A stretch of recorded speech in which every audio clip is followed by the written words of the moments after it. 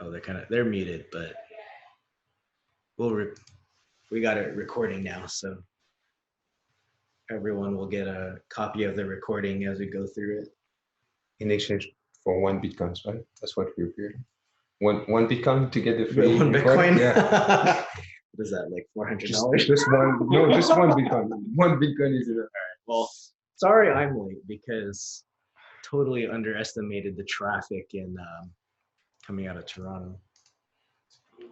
We're joined by Gurpreet. He's here on the side. Yeah, they're just right here. So we're gonna share our presentation. That's exactly what I'm trying to do. Okay. This one. And then we'll get started. There it is. Presentation mode. Oh my gosh. Guys, we know what we're doing. We know exactly what we're doing for first time webinar posters. All right. If you guys are there, can you let us know if you hear us? Yeah, just send us a quick message in the chat. Tell us how the audio is as well. I mean, I see the audio. All right, cool. Gia, thanks, Gia. Where are you coming from, Gia? So we're in London, Ontario. Where are you joining us from, Gia? Oh, Melbourne. Oh, wow. It's nighttime. Yeah. All right. So this is going to be your bedtime. Bedtime story. Bedtime story. Wi-Fi design. Thanks for joining us all the way from Melbourne. That's pretty cool. Are we recording? Yeah. Okay. Yeah, we're good. So we can start. So I don't know if thanks, Chris. Two Chris's for joining us. Let us know where you guys are joining us from, and then we have a caller. His name is 1309 star 657. Yeah. and making a change to production, so perfect company. We'll just be in the background. Reboot. I always make a joke at work with new guys. It's like, okay, on command line, just do right erase and then reload. And then when they ask you, are you sure? Just say yes. And then fix it. All right, you can fix that right there. All right, so we're going to talk about Wi-Fi design. We did a questionnaire a couple weeks back. We've had it open for a while, so we took a lot of those questions and put them here into this slide. And Chris says, I think he's calling in from Ohio. Is that what, OH? Or he's just saying, oh, Ohio. Welcome, Chris King. And so we're gonna go through this Q&A, and then if you guys have questions, feel free to put it in the chat, and we'll start going through some of the questions we got initially, and then we'll have a slide to open it up for any other questions. Yeah. Anything else? No, that's perfect. So if we want this to be interactive and as much as possible. So if you have questions, feel free to send them over, and then we'll just answer them. Yeah. So if you guys don't know who we are, because I know we had a lot of new people sign up for this. My name is Roel. I'm from California, and I actually just flew in this morning to Toronto. I think I got in around midnight and then went to bed at 2. Oh my. 2 a.m. Then I woke up and drove here. And yeah, the traffic's pretty bad out here in Toronto. Yeah, it's pretty dense urban city. So I'm a network engineer for higher education. I also do consulting in the Bay Area and sometimes in different states. And you also prepared all the slides. I just want to say that. I didn't have anything to do with the slides, so thank you, Roel. Amazing job. My name is Francois, so I live here in Canada. Roel came all the way just to see me, I guess. Just to visit. And so I have my own Wi-Fi company. It's called Senfio Networks, and just work as a Wi-Fi engineer, work on different projects. And also I co-host the Kirsten podcast. You forgot to say that. Yeah, just in case you guys didn't know, we do a podcast. I'm sure. All right. So just want to touch upon the importance of doing Wi-Fi design, and because I do run into a lot of people who go, why should we do it? I mean, you just put APs up and you're done, right? But I will say maybe for some very small environments, maybe that's true, where if you've got maybe just one or two access points, yeah, you can kind of put them Jinx in. it. Yeah, you can kind of just estimate where that's going to go. But when you're dealing with like enterprise or warehouse, like really complicated environments, distributed environments, and other scenarios where maybe RF isn't going to be optimal when if you just place them randomly. So that's why we like to focus on design, is to, for the long run, to make that a better wireless network for the people that use it, whether that's like like low latency type applications like these, right? Like these, you're gonna have multiple people doing these Zoom meetings, right? And an office space with multiple meeting rooms. Sometimes, I don't know if you guys notice in a meeting, everyone likes to open up Zoom, even though they're in the meeting, and then they join the session and they're watching the video, but they're there in the meeting. So run into a lot of those. How about you, Francois? Yeah, so yeah, you related to what you said, like designing Wi-Fi for us is more like planning the network, right? And making sure that all the installation, like all the equipment that we install and we configure will be configured properly to support the client and applications we'll have. And what happens if you don't do that work, especially in the enterprise environment, is that you would think it would work for certain scenarios, but at one point it's going to break, and then if you didn't do proper planning, it's going to be hard to troubleshoot. And I've worked with multiple customers, where they're just calling me to troubleshoot Wi-Fi, and they've been having Wi-Fi issues since they installed the new Wi-Fi, right? Yeah. And then it's been 1 year, sometimes it's 2 years, and then they call people, no one can fix the Wi-Fi, and then you come in, and it's like simple for us, I guess. Like it would be simple fixes, channel assigning, channel width, maybe changing a couple of AP locations, wrong type of antenna, and then all of these, small things could have been fixed by a proper design, and they would have been saving a lot of money. So maybe it's going to cost a little bit, upfront to do a proper design, but believe me, it's going to save you a lot of money in the long run when you think about the overall cost of a Wi-Fi network maintenance and operation. Something else I want to mention as well is what it's really important to keep in mind what drives your Wi-Fi design. And what drives your Wi-Fi design is the client devices you have and the application you use. And those two will evolve over time. So you have to keep that in mind as you bring more devices, newer devices, newer applications. Try to identify which ones are critical for your business and try to see if you have to adjust your Wi-Fi design. Sometimes you have to.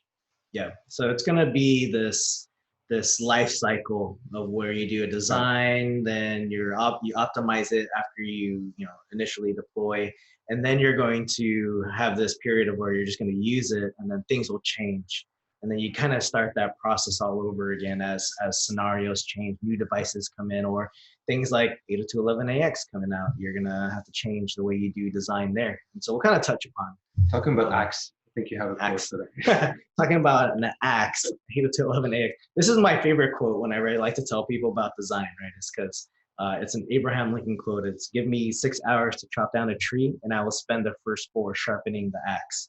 Because you want to plan, you want to do a lot of that, asking questions, and then when you do the configuration of design, it's actually going to be fairly quick a lot of the time, because if you've gathered a lot of the information that you're supposed to gather, like the requirements, the floor plans, the correct floor plans too. Yeah. Like you're not going to spend as much time doing that part. You'll kind of breeze through designing and configuration because you've done all the planning up front. And plus you have something you can go back to in case you have issues or in case you need to change it. You have, everything documented. You can go back into, you can tweak it. When your boss or business unit has a question, can I install, new connected product in the student dorm room, for instance, you can go back to it and see if it's going to work or see if you need to adjust anything. All right, let's get into it. Let's start to answer questions. Yep. So we'll start off with the first question. Yes, sure. This is a common one. What software do you use for heat mapping? My finger and my Your finger?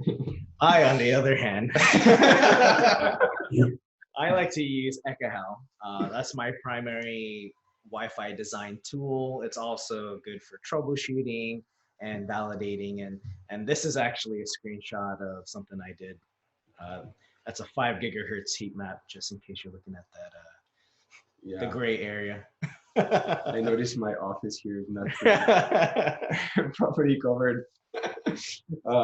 Yeah, I use Ekahau as well. Yeah, and we use the Sidekick. We also have the Sidekick that we use with our software. And I like Ekahau because I use a Mac, so it's primarily on the Mac when we're designing, and then you use a Sidekick.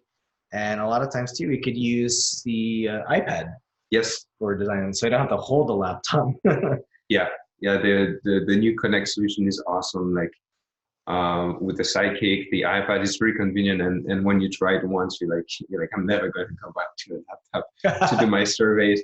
And then for the planning, so that's more for the site survey, but for the design, they also have their own planning tool inside Ekahau. And then myself, I'm a teacher for the Ekahau design class. So that's what I use to do my design, and I use Mac as well. So it's easy, and it's a very solid solution. Mm-hmm. Yeah, it does have some limitation. Maybe we'll talk about that, but no tool is perfect. Yeah. But for what we do, it's very solid.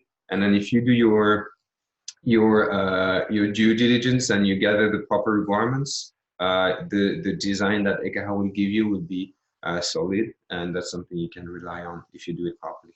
Yep. If you don't know how to do it properly, you can just go to the ECSC design class. Yeah, and then I highly recommend the class. It was really good. It's a good refresher, and there are people who aren't professionals in Wi-Fi, so they'll ask a lot of questions, and it's kind of good to hear what those people are thinking about.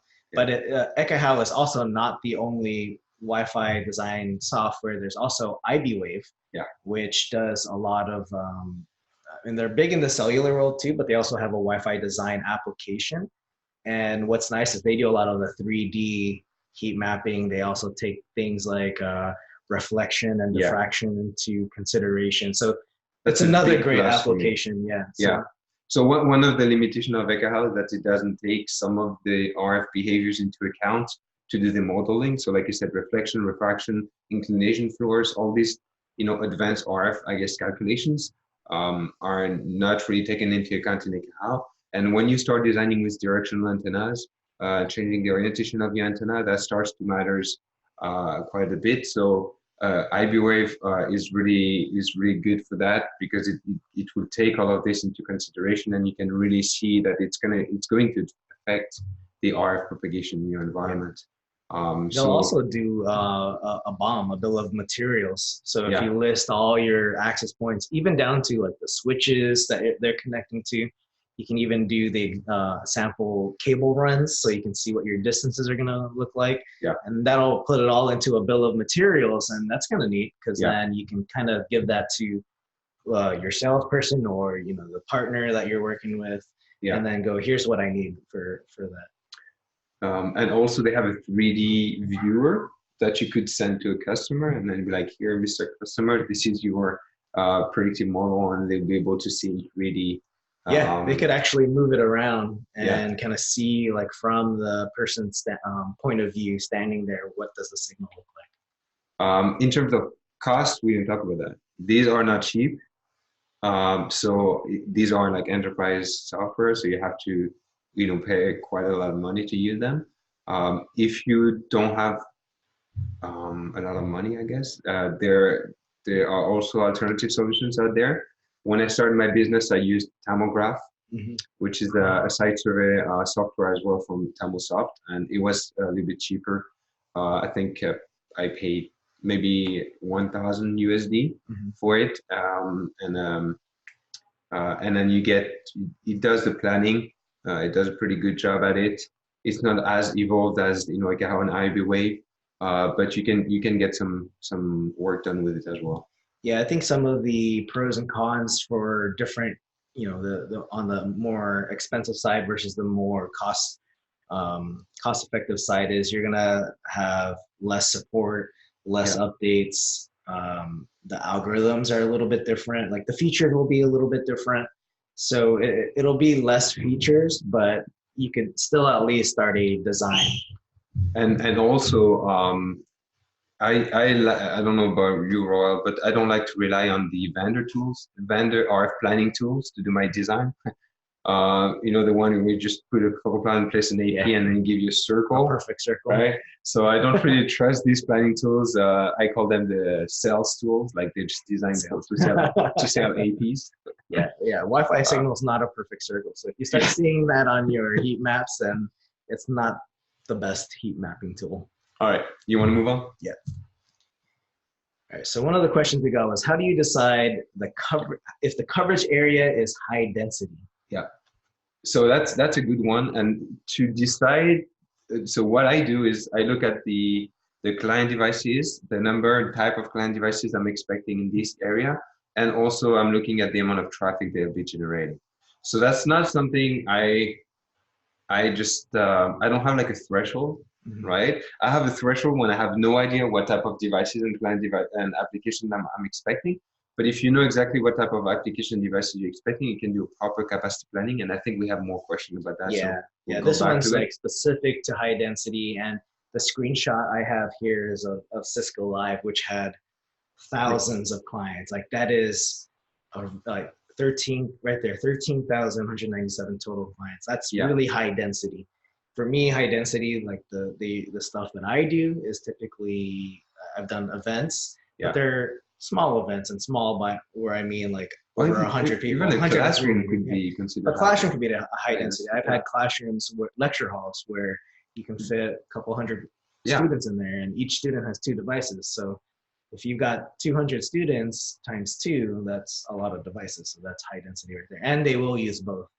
Yeah. So for me, like my threshold, like to answer the question specifically, if I know that the number of devices I'm expecting will be more than what one AP can handle, then I consider that area high density, and I start to look at the capacity planning a little bit more, with a little bit more attention, because I know I will need more than one access point, so it requires a little bit more planning. Yeah, that's my personal threshold. Okay. And then in the Kahao, that would require creating a different area, and then defining my devices and all of that. So that's what I do. And then doing that, I can also document it in the Kahao project, and I can export that in my report. Cool. Gurpreet, if you want to. No, those are perfect things. I think, those I probably would do the same, as I said, like A-time utilization, as you guys said already. So that's probably the key, I think, right? So. And then in Echo, I think you have different areas and stuff. That's pretty handy. So yeah, that's exactly what we do.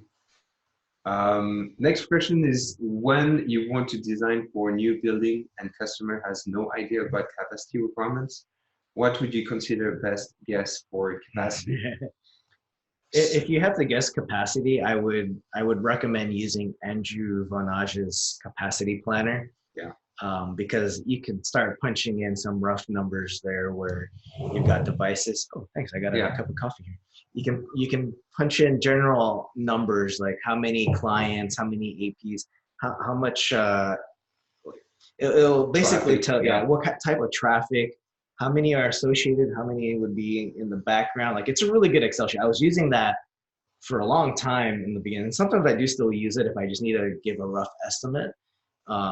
You still got to validate this somehow, right, with your design, because it just gives you raw numbers. Yeah. But if you just plug that number into your design, you still got to, plan the channels, the transmit power and all that. And so that would be my best guess for capacity, but you still got to ask those questions of whoever you're working with is who are the people that are going to be coming into this environment? How many, what type of devices do you expect? And in my case, it's always a BYOD environment. So I never know. Yeah. So I try to plan for the worst case, which would be at least a cell phone.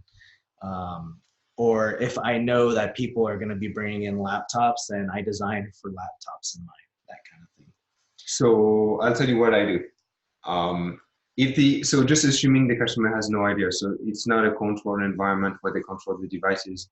If the customer has no idea, first I ask them, do you have any network monitoring systems? If they say yes, I'm like, okay, let's go and see what you currently have in your network. And then you can start to break down the type of devices they have on the network and start from there. And then you tell them, okay, look, this is what you have. This is a client mix you have today. Are you expecting it to change a little bit, or are you expecting it to be just following the trend of Wi-Fi devices, coming up in the future? And then based on that, you can create your own customized client mix for that customer, and then you can start from there. If they have no idea, if they don't have any NMS, what I do is I have a client mix that I use. It's right here. Maybe I will send it to you guys. And I just use a client mix that I created based on my experience and what I've seen, and I use that for my capacity. So the client mix, just to tell you guys, it's I based my capacity study on having 5% of a 3-streams laptop, AC laptops, 70% of 2-stream AC devices. So that could be, these ones are the most common devices we see nowadays. So that could be smartphones, tablets, laptops. Then I plan for 5% of 2.4 only 2x2 laptops. Then 15% of AC 1-stream device, and then 5% of 2.4 only 1-stream device. And I use that client mix to do my capacity planning. Now you have to understand that different environment would bring different client mix, and also like different countries. Yes, yeah. So like I know in the stadium, for instance, when you do Wi-Fi for a stadium, it's a BYOD environment, but you know that people will not come in with their laptops. They're gonna come with their smartphone that they update every. In the US, they like to say every 1 to 2 years. Yeah. For me, my reality is more every 2 or 3 years. In other country, might be 3 or 4 years. So you have to look at what type of Wi-Fi technology we've had in the past 3 or 4 years and try to base. So you might see a lot of 5 gigahertz capable client devices. Yeah. But if you go to, I don't know, university, you can have students bring the laptop that they had, their very first laptop when they were teenage, and they're still 2.4, or even like if you go into a dorm, you'll see 2.4 only speakers, or the wireless consoles that are the game consoles, which are could be older consoles and 2.4 only. So you really get a mix, but you really need to look at if you have a network management system that'll tell you what kind of devices you have on your network and what that distribution is. You've got a good starting point. Yeah. So one of the questions there, why use external down-tilt patch antennas when in Ekahau the heat maps show the internal and external patterns to be virtually the same? That's interesting. From the top down, looking down, they look the same. Yeah.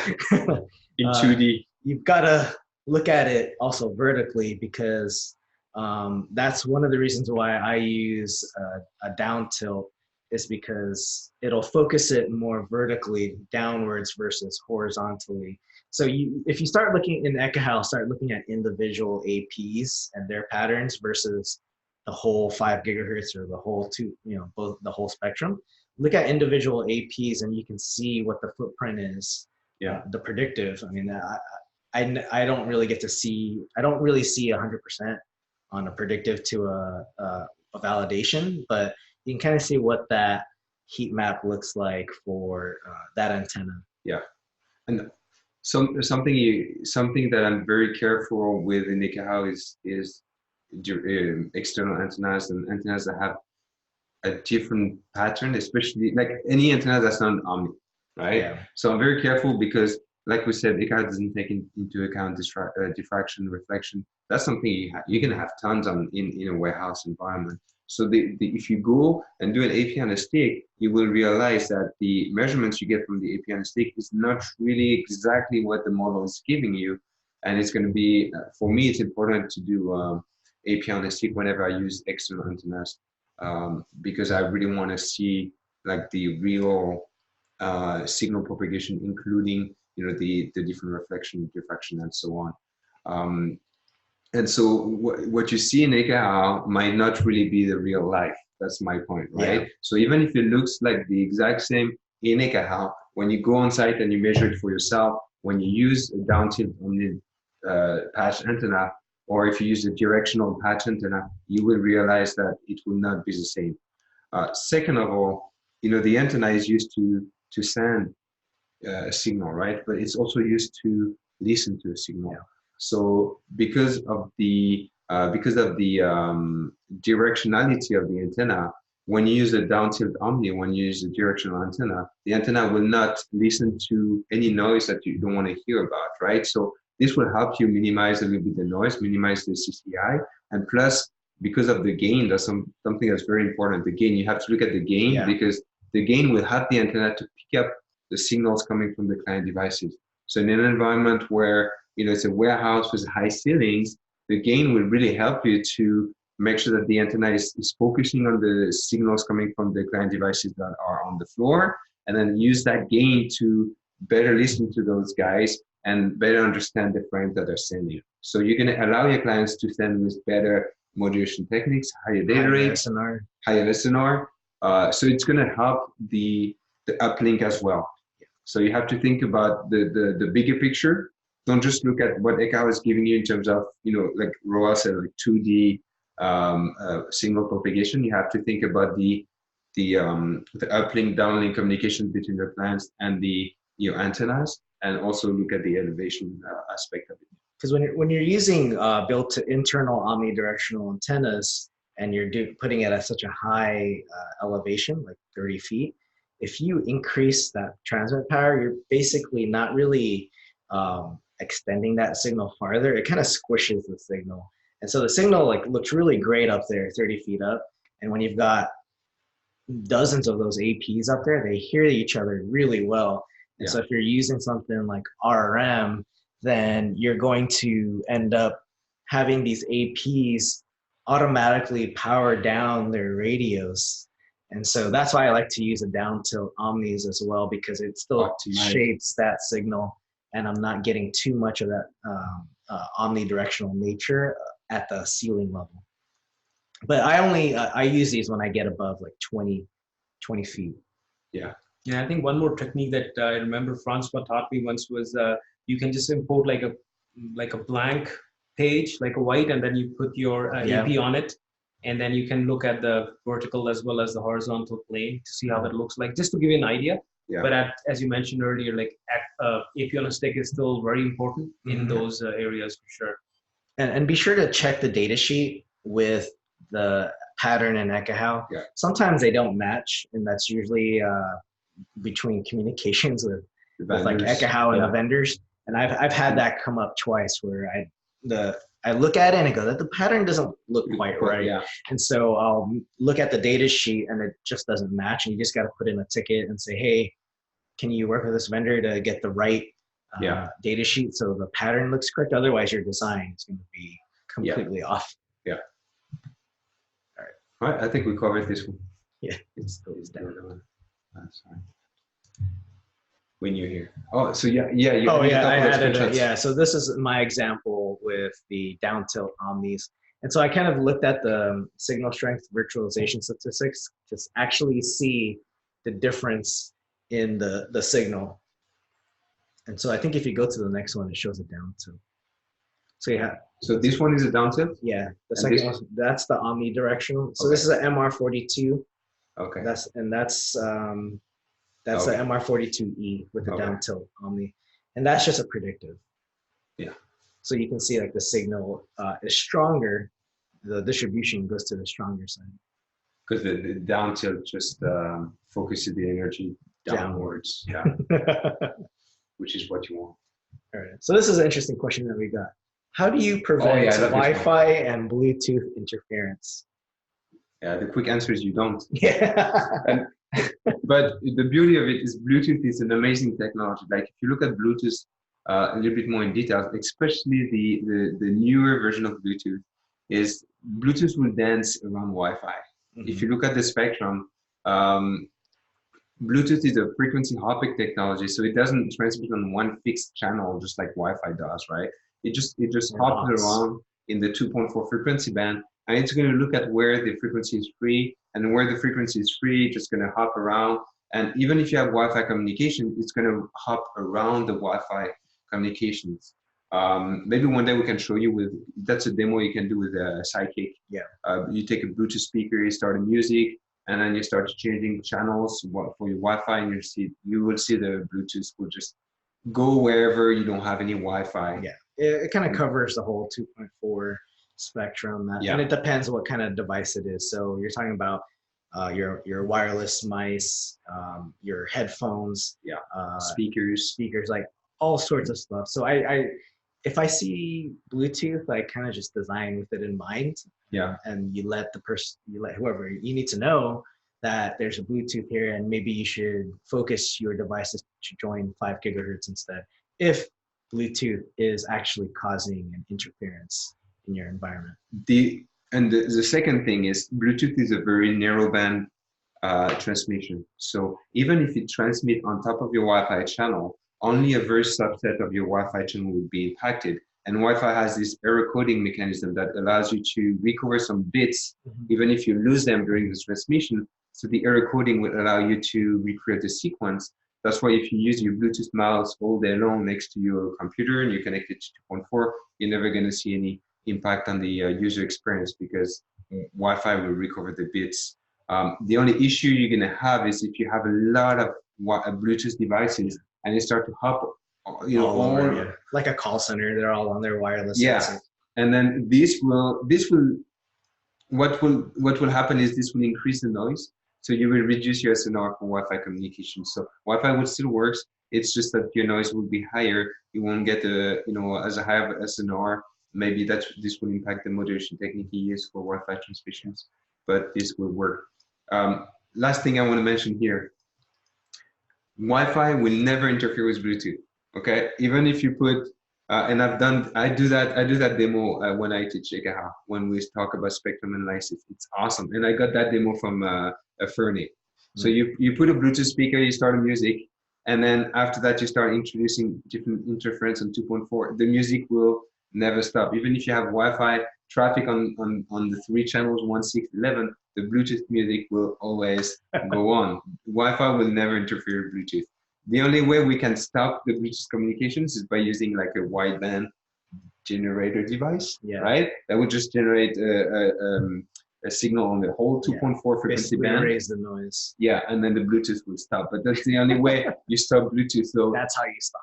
If you have customers coming to you and they're like, I think we're having this Bluetooth system that interferes with our Wi-Fi, the answer is always no. Like technically speaking, it's not possible. Something else is happening. If your Bluetooth is not working, it's something else happening on the Bluetooth application or Bluetooth hardware devices. Yeah, my solution would be use 5 gigahertz. Yeah, or Zigbee. Or Zigbee. All right, so we're going to open it up to any questions if you want to put it in the chat room. We do have one question from Gia. How about RTLS, which requires excessive amounts of APs for design? Have you done? I haven't personally done RTLS, so I don't think I'm qualified to answer. No, RTLS, no. You did the Bluetooth location, yeah. Yes. So RTLS, yeah, it requires. So first, the design for RTLS is a little bit different because the location of the access points will be important. You will be using the location of the access points to locate your devices. So the location of the access points will be important. And usually what you try to do is you try to define the perimeter using access points. You create like a big triangle, a big rectangular on the outskirts of the area you want to cover. And then you fill in the blank with the access points to make sure you meet your design requirements. So you start, I guess, from the location standpoint, and after that you look at your RF requirements to try to make it work. I don't know if I'm answering the questions because I think we missed when you said how about RTLS. I'm not sure what. I think that came in from designing for when we were on a capacity, point, or high density. It was one of the previous slides. Yeah. I don't think RTLS system will generate a lot of traffic on the Wi-Fi. So I don't know if it's if it's a high density deployment. You will definitely have more access points, so you'll be able to support more traffic, but you could leverage that for other things than RTLS. All right, so we have another question where, so I've seen wideband 2.4 interference that has 100% duty cycle. For just a moment, it blinks on and off in 1 second or 2 seconds. How could I go about finding the source? Oh, It doesn't stay on long enough and Ekahau spectrum sees the blip. Well, that's a hard one. If Yeah. Hopefully it's not random. So yeah. Yeah, hopefully it's not random, so you can actually see the blip once in a while. So finding the source of an interference is quite challenging, right? well, if he sees it in Ekahau, what I would do is go to where you see it the strongest, and then I learned this from MetaGeek using their channelizer with the directional antenna. Yeah. So I've used this before, and wherever you find it the strongest, you're going to want to take that square area and cut it into a quadrant. You start on one quadrant and you try to work your way towards the middle. So you're going to have to slowly take out a quadrant and say, okay, the signal's not in this area. Yeah. Let me go on the other side. Yeah. And then you get closer and closer as you start removing areas where the interference doesn't exist. And it did take me a long time. I think it took me about, depends how big your area is. It took me about 4 hours to find one source of interference that was a bad device, but I ended up finding it. And it's best to use a directional antenna for this, because if you're the sidekick, unfortunately, is going to be an omnidirectional receiver. Yeah. So I used channelizer with the directional Finder, yeah. And so that's what I used to find that. So that's funny because we had the exact same discussion when I attended the ECAT troubleshoot class with Keith and the other guys and Jerry. And so Keith had the same technique. Mm-hmm. And I think we can do the same, but in a triangle fashion. Okay. So what you do is, so what you do is you do the exact same thing. You look at you take the floor plan and you take 3 measurements. You create a big triangle, and then you only keep the 2 strongest. And then you take another measurements that's inside that triangle, and then from that new measurements you only keep the 2 strongest. And then little by little you refine your triangle until you hit the source. Middle point. The middle point where the signal is the strongest. And then after, what I do is, what I like to say is, and I can even actually do it. You can change your hat, and you can turn your Wi-Fi engineer hat to your investigator hat, and you can start asking a lot of questions. And I ask a lot of questions. What type of devices they have? Do they have security? Do they have voice? Do they have conferencing? Do they have, you start to ask questions to your customers, and then at one point, someone's going to say, hey, I think we did that one day, or we installed this, and then you're going to be able to refine. And because sometimes you will arrive at the location where the signal is the strongest, and you're like, you just need to start unplugging it's like, what do I do now? I don't see anything, right? So you have to ask questions and find out. One day I was doing some troubleshooting in France in a warehouse, and I could see some interference, and I pinpoint the location. It was like in the conference room, and I didn't know what that source was, and so I called my friend Cedric, and I'm like, yeah, do you have an idea what it could be? It's like, maybe it's like a security system or a motion detection system. I've seen them. And then I go back to the security guard, and he's like, oh yeah, we used to have this old system. And he's like, let me show you. And then he goes back in the meeting room, and sure enough, in the corner, you had this motion sensor that has like a directional, on 2.4. Interesting. And he's like, and then I'm like, okay, do you think we can turn it up to make sure it's exactly what I'm seeing? He's like, oh, we don't even use it anymore. I took it and plug it like that. And sure enough, the spectrum was free again. So yeah, it's not easy. What tool did you use for that? To detect the interference? Okay, so you used the Sidekick? I used at that time I didn't have the Sidekick, so I used the USB adapters. Yeah, the DBX. Okay. And in the warehouse, I could barely see but that's where you need that directionality. So you could use the channelizer, the DBX with the directional antenna. You could use a Cisco AP with clean air and a directional antenna. Yeah. Or you could use an AirCheck G2 with that little antenna. That'll work. I've used that as well to find. That does even more than just finding like interference. Like I find a source, rogue APs, that kind of thing. All right. We have another question. I answered one question. So, actually, Gio put in another question. When designing, how do you consider designing such that hidden nodes are very minimal or non-existent, given that 802.11n or AC doesn't really use RTS CTS to reserve nav duration? I only see RTS sent from client data and block acknowledgements. Okay, so to avoid that, I use lower transmit power on the APs. Make sure you don't have too much mismatch between the transmit power that your client supports and the transmit powers of your APs. And then after that, what you can also do is disable the lower data rate, so you can, reduce the cell size of your. Basically, try to get a device to roam Yeah, to basically a better AP. They get the device to room to a better AP, so they never get to a point where you get the hidden node issues and two clients can't hear each other. Yeah, so that requires one, absolutely having good coverage. Yeah. And then two, utilizing attenuation from your environment. And then three, optimizing the configuration itself where you increase data rate, get rid of the lower data rates to try to get a device to join to another AP or a better AP. Yeah. And also lower transmit power so that footprint of the AP is not so large. Yeah. The transmit power. And I do that as well as I lower the transmit power, but not so much that it's lower than an actual device that's like your phones. Like you want because then you'll reduce your coverage if you do that. So that's where a lot of the validation still comes in. So the answer is don't use the default values? Yeah. Default configurations? Yeah. Tune it. All right, let's move on. We still have a few questions, right? All right. We'll try to go through some of these faster. How much margin does my design have? What can I expect from my WLAN? So this is like a loaded question. And I added in here to throw you off. Okay, perfect. Since I did the slides.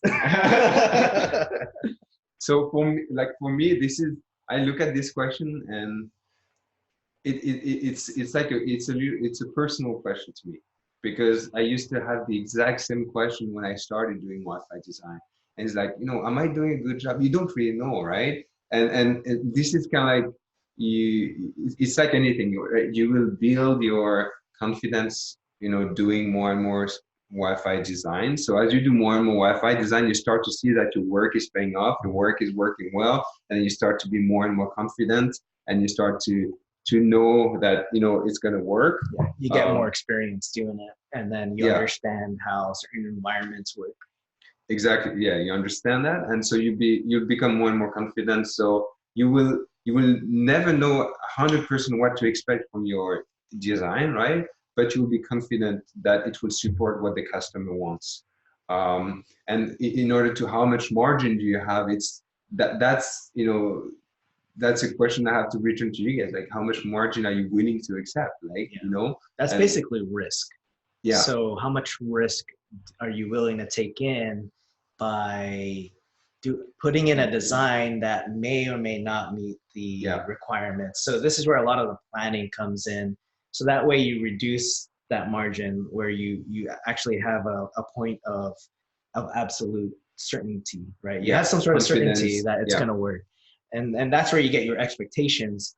And I mean, there's been sometimes where I go, I actually don't know if this is going to work very well, because then maybe I haven't done the validation yet, but they already started using the wireless network. And then they start, like, I've had clients call me and go, hey, we're having issues. And I go, I didn't do the validation yet. Yeah. But then it's because you just need to tune it. And so that's where my margin is. It's based on how I design. And a lot of times I design on the minimum transmit power I can use, the absolute minimum, with the ability to turn it up a little bit based on how I've seen the environment previously and how I've done it before. So you kind of have to know like how the environment, how the people are going to use the wireless network, what's in that environment. And that's where I ask a lot of questions like, hey, how are you going to use wireless? Can you show me how people, like, can I talk to some of the people here and so I can see what they're doing? I call my wife, isn't it? That's cellular network. And so, like, the question of what can I expect from my wireless network? So I guess one thing that's very important is validation, right? Yes. So you mentioned, sometimes they have problems, but you haven't validated the network.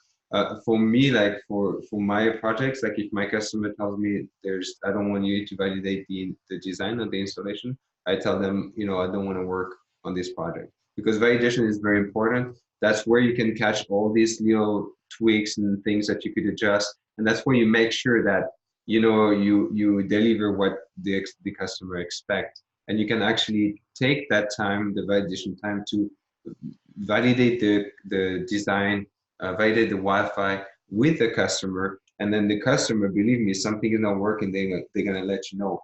All right, and if they let you know when you validate the network, it's like the perfect timing, because you can fix it before the network goes live, and after that, everyone's happy, and then the network is running fine, and you will never get that call, at 2 a.m. on a Saturday. Production went down, Wi-Fi sucks. When are you coming to fix it? Questioning yourself. Yeah.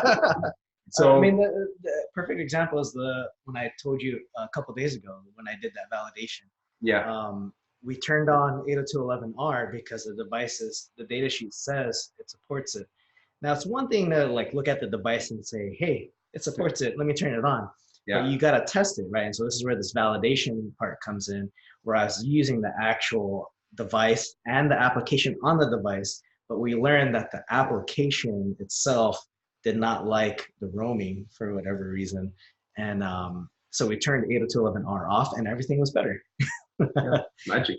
So those were that was my expectation, was it was going to work better roaming. But in the validation process, I learned it actually doesn't want that. It wants to just turn off 802.11r, and because of, again, the way the application works. Yeah, I think the biggest factor is it's very resilient, right? The Wi-Fi always works, doesn't matter what. Yeah. So if it works, doesn't mean it's optimized. Yeah, right? Exactly. So that's the key takeaway. That's the thing. It'll work. Just will it work well enough? All right, the next question. When designing for voice over Wi-Fi, what strategies have worked for you to make sure voice traffic gets marked at WMM6? So this is more of a QoS question. Yeah. And the way I'm going to answer it is it needs to be tagged through the whole network. Yeah. It's one thing to mark it on your wireless your system, but it's got to be on your switches throughout the whole network. And then you also cannot control it once it gets out into the internet. So the clients I work with, they like using the cloud-based voice applications. So there's, and in those networks, there's only one hop. There's only one switch and then the firewall. And after that, it's, internet. That's the wild, wild west. So once it gets out to the internet, there's really nothing you can do to ensure that it's marked throughout end to end.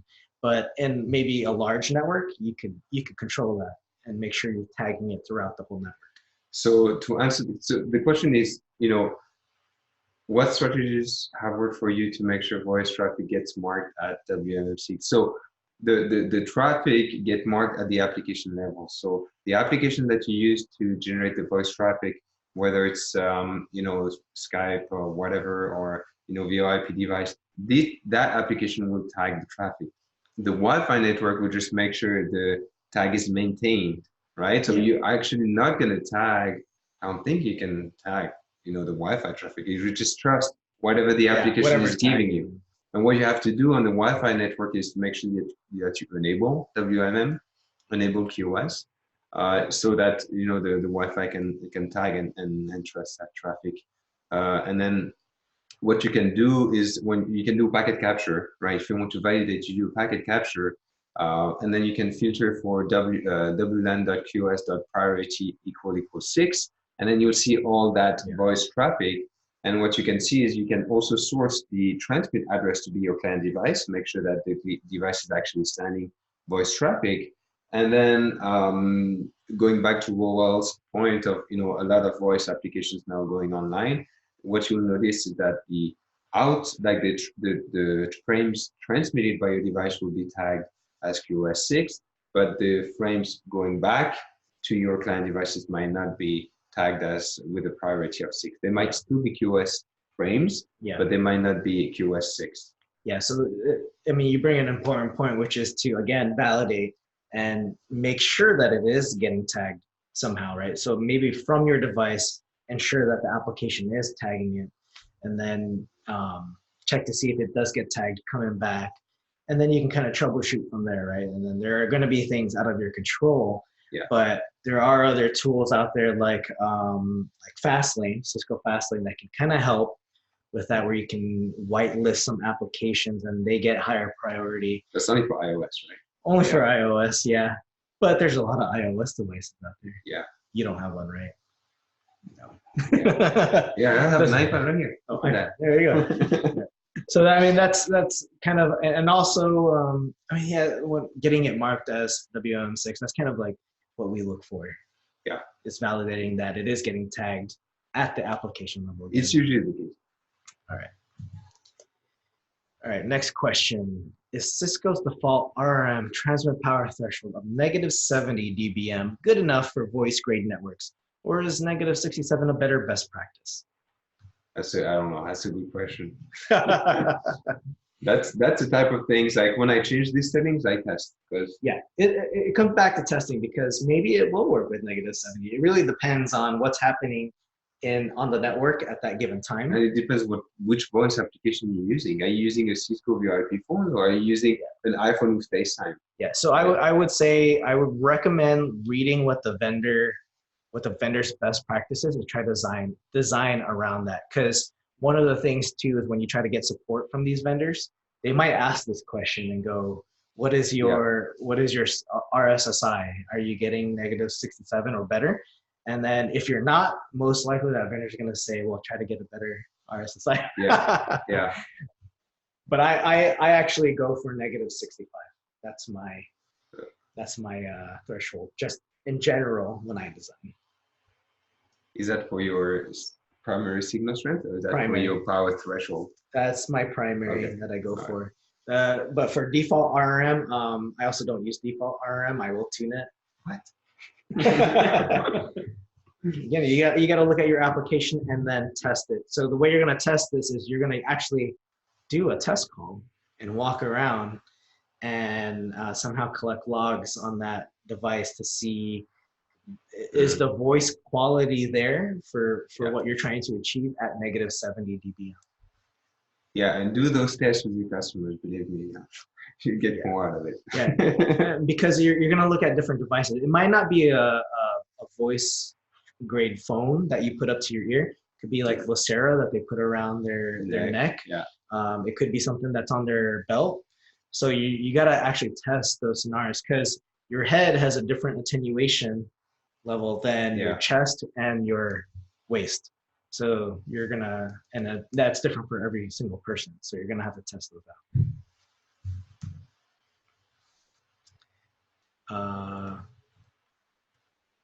That's your slide. That's my slide. I didn't actually edit that.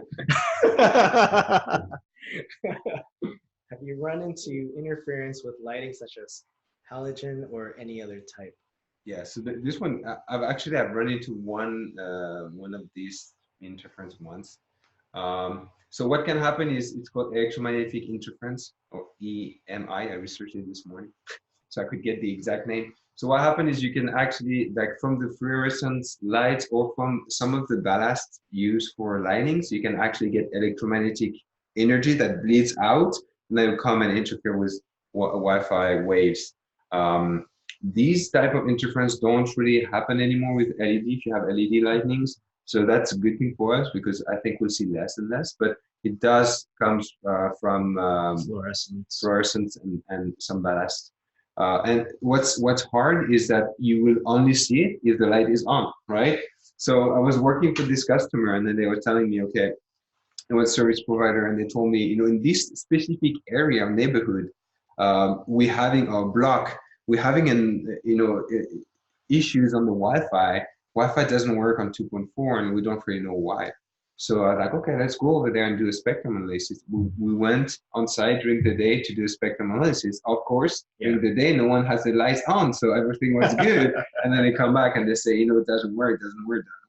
And then so we start asking questions. At one point, we finally figured out that it only doesn't work when the light is on. And then that's then like, okay, so let's try and having the light on. And then you can see the in that specific block, it's like a townhouses that were built by the same real estate company, yeah. and then they hired the contractor, the electrical contractor to install electricity, and then they use specific ballast that would interfere with Wi-Fi. And the ballast is usually located right next to the LAN, and that will generate some interference. So yes, it happens. Not very often though. Yeah, I actually don't see it in the Bay Area, but they're always doing new construction, so a lot of sites get remodeled and then they'll put new lighting, and it's usually LED. LED is really good for that. It also consumes less energy, so makes sense. Right. So if you have any questions, again, go ahead and put it in the chat, but we'll keep moving on because we got more. See, I didn't edit the template slide, but what are the best practices for post-appointment validation? So don't mind the text because I didn't edit that, but the best practice is to do one. Do a validation. It's good. Do a validation survey. Make sure it's accurate where you're walking exactly on the floor plan, and also scale the floor plan. So you want to make sure you measure out. I like to measure out like the longest wall and make sure I get that in there. Otherwise, your math from the application will be incorrect because there are levers in Ekahau, for example, in propagating signal for areas that you didn't walk. Yeah. Like the exact. It will use the free space pass loss, which is based on distance. So if you don't scale properly, you get wrong measurements. Best practice: use a device that your client is using. Right. That is the ultimate test. Yeah, that's the ultimate test. Do some application testing. The best would be to just watch the customer use the device because they'll know how to use it. They'll use it exactly the same way when the network goes live. So just watch them or ask them to show you how to use it, to test it, and then do the application testing. Some devices, sometimes they'll let you see the signal strength, so you can just take one, ask to borrow one, just walk around, validate the signal strength from that device, not from the Sidekick. We all know Sidekick will see the signal really Go well. ahead and compare the Sidekick to whatever the device is seeing, and you'll see a huge difference in the receive sensitivity. And that's what I did this past Saturday. As I did a validation, everything looked really good on my end. You know, seeing green, everything was green. Green is good. There was green in there, yeah. But we tested the device, and I actually took a scanner in the warehouse, and I was just scanning things. I walked down every single aisle because I wanted to make sure. I was only there for 5 hours. It's like, we're gonna make sure this works. So I scanned everything because that application went and talked to a database that was not on site. Okay. And so I wanted to make sure there was nothing wrong with the wireless network that would prevent it from. So that was my ultimate. So I did do a post validation survey, but I also did an actual test of validation with the device that they use, which is mission critical. All right. What is the best practice to make a capacity plan? So this relates to the other question with the high density. So what we typically see is high density and high capacity. But sometimes you will get scenarios where maybe it's low density but high capacity because of the application usage. And generally nowadays, I'm using the Ekahau capacity planner. Yeah, I like the Andrew Van Ash. I use both. Okay. So I tell you why I like the Andrew Van Ash tool is because it's more detailed. It's a little bit more thorough. So maybe we'll put a link, or we'll give you the link, guys. But it's, if you go to revolutionwifi.net, you'll see something called capacity planner. You can download it. It's pretty much an Excel sheet, and from there you can do your capacity planning. And I like the tool because it's very thorough. You can detail a lot of things related to your infrastructure.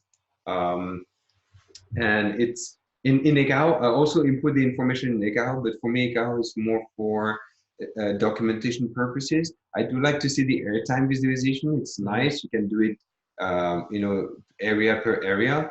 If you use Andrew's tool, you have to do different capacity study per area. So it's going to be a little bit more time consuming. But it's pretty accurate. And if you look at the tabs from his Excel sheet, like there's a lot of detail that went into it, like with the types of application. You can put in your own application as well. Yeah. If you've got a custom application, you could put that in there and then do a capacity plan based on that. And then I guess to answer the question, the best practices, it would be to, I guess, talk to the customer to understand exactly what they want to do. And based on that, you can define the capacity requirements. What I like to do is when I do my walkthrough, like to gather the requirements the first time I go on site, if I ever get to go on site, is I like to go in each room. I like to ask the customer, you know, how many people are you expecting in this room? How many devices are you expecting? And so I can use all of these information to feed into my capacity planning to do the capacity planning. Yeah. Oh, and also one of the best practices, look at the client devices and study their Wi-Fi capabilities. Yeah. So we didn't talk about that a lot, but there are some websites that you can use to study the Wi-Fi capabilities of your client devices, so you know exactly how they will perform on your Wi-Fi. What are the steps to make a Wi-Fi design? Don't mind. The black and Why did I not edit this slide? So only look at the black column. My apologies, guys. But the most important thing is you have to gather requirements. It has nothing to do with the color of milk and the version. This is what happens when I start doing this, Francois, and then I went and traveled on Saturday, and then I'm traveling here. Don't worry too much. We appreciate your But so my steps are gather requirements. Yeah. You're going to do a lot more talking and asking. Actually, it's the other way. You're going to do a lot more listening after you ask the questions, because you're going to want to understand what the client is using in their environment, what types of devices, what are their critical applications, what are the non-critical applications that people are using, because I tried to design that in mind as well, where I don't know about you, but I see people who actually watch YouTube videos in the background. Yeah. Over wireless. Like music? Music. They'll just keep it playing in the Yeah. background. And this is while other people in the same room are doing Zoom meetings over wireless. And then they say, hey, it's kind of slow. Yeah. So a question for you, Rola. In your student dome, I'm always like wondering, what's a critical application?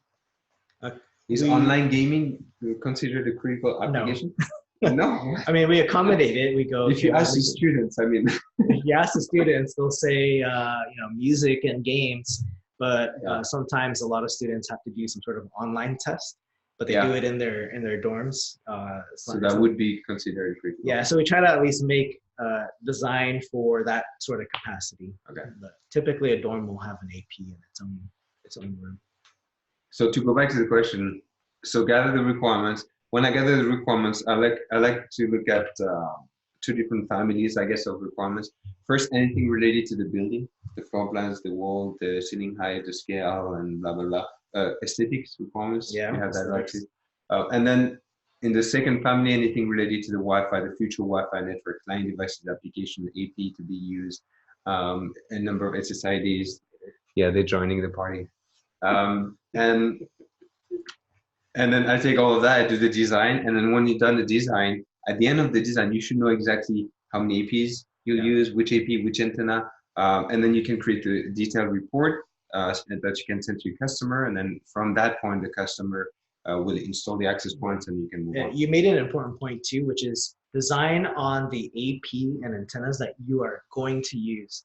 Don't use another vendor's AP, another vendor's antenna, or the generic antenna, because they all have different propagation patterns. They're all very different properties as well. And if you're designing it on, like, for example, an Aruba AP, but then you deploy a Cisco, you may see things that you didn't plan on. You just didn't accommodate. Even two different models of the same vendor.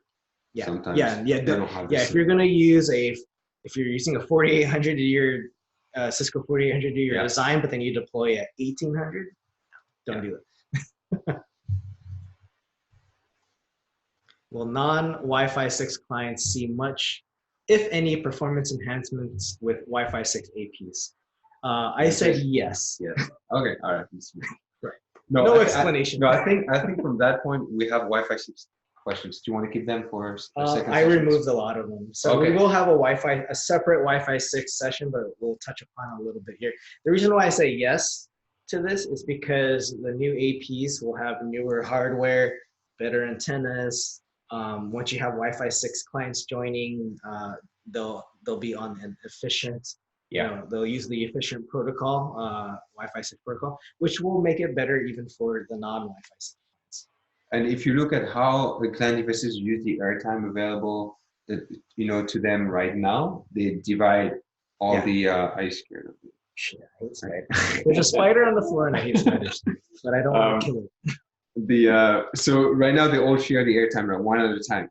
Now knowing that some of the Wi-Fi devices would be better utilizing that airtime, this would free up more airtime for the non-Wi-Fi 6 devices. So that's another way of thinking as well. That Wi-Fi 6 clients will improve a little bit the life for the other guys. But again, validated. Yeah. What consideration should be made for Wi-Fi 6 and 2.4 devices? Will Wi-Fi 6 devices and 2.4 gigahertz be less susceptible to interference?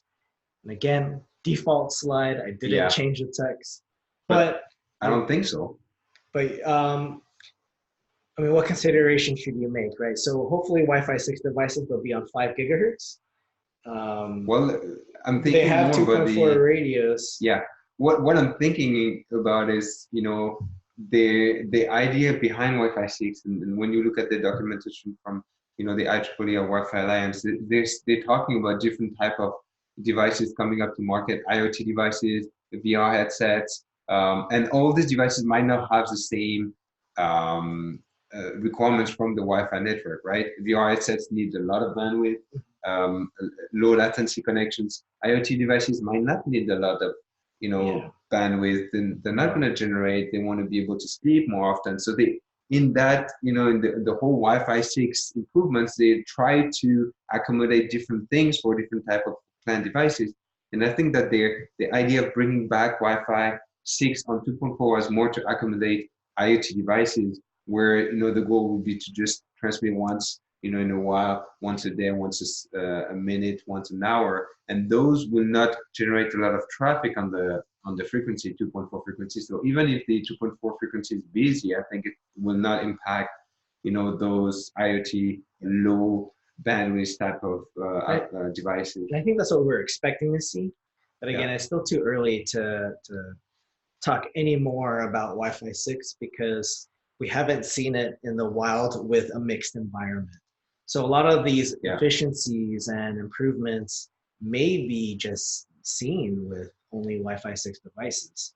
We don't know how the non-Wi-Fi 6 devices will interact on a mixed environment. All right. So we'll pick a question from the chat. We have one question. Do you trust Ekahau's building compositions when stacking floors, heavy floor versus standard office, etc., as it relates to AP stacking vertically? Do you test attenuation between floors to validate? Yes. Yes. So in order to do that, you need to do, kind of an AP on the stick measurements where you put an AP on one floor and then you go down the lower floor and you measure the interfloor attenuation. And you want to measure that because it will impact your co-channel interference. Yeah. What I try to do, I try to rely on the APs I install on one given floor to give me coverage for that floor. And then when I go down, I install other APs to cover that floor as well. And I don't rely on the interflooring, bleeding signal to cover other floors, because that you will provide lower SNR to your clients, and you will introduce what I call the interfloor roaming, where you have a device that roams to access points that are located on different floors. And that will generate more roaming events, and that's not optimal for your Wi-Fi performances. So, and I had a customer one day in Toronto where they installed AP every other floors. Why not, right? Wi-Fi wasn't working, so. Yeah, so the short answer is no, we don't trust the default building compositions. So even when it comes to like wall types, I'm creating my own wall types based on the measurements I collected. Between floors, sometimes I don't know what's in between floors, so you do have to take those measurements. If you're able to go on site and at least with a device, I'll use maybe the lowest device, which is a phone, and I'll with a Wi-Fi scanner app, if you can see the BSSID, I'll capture it on one floor. Go down below, what signal do I see that same BSSID on the floor below or the floor above? And so I'll try to take those measurements and try to accommodate that into the design in the Ekahau file. can you save custom wall types in AKHA seems to only be able to retrieve it on one project? Yes, so the wall types will be specific to one project, but what you can do is you can create your own template. And then so the way you create your own templates is you do file new, you don't import any floor plans or anything, you just create your wall objects, and then you save that file as a template, and then anytime you start a new project, you just copy paste that template, and you're starting with all of your walls. But that also, you can also include all of your requirements, project requirements, your devices types, and all of the things that will be save lost. everything that you end up changing when you first create a new file. And always use that file. So yeah, those changes do not carry over to like the next new file that you create. All right. Do you think 802.11ax? Yeah, there's just a couple more. Okay, all right. A couple more. We're almost at the end. Bro, we're almost done. Do you think 802.11ax cell sizes will be similar to existing 802.11ac designs? Has nothing to do with the AX or AC. Yeah, it'll be based on how the AP and antenna is. The cell size will depend on the antenna pattern and gain. So it has nothing to do with the actual layer 2 technology you use. Except if you configure data rates and stuff like that. But I don't see early adoption actually paying off because of legacy clients in my WLAN and surrounding my WLAN. What are your thoughts? And this is about Wi-Fi 6.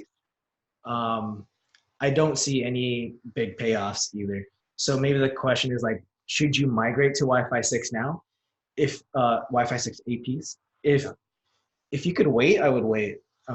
If you have to upgrade now and your refresh cycle is really long, like 5 years or 7 years, just upgrade now. 5 years is not a long refresh cycle. And I've seen, like, especially back in Europe, I've seen companies keeping the APs for 10 years. Yeah. So if you have to upgrade now and you have a 10-year refresh recycle or refresh, then upgrade now.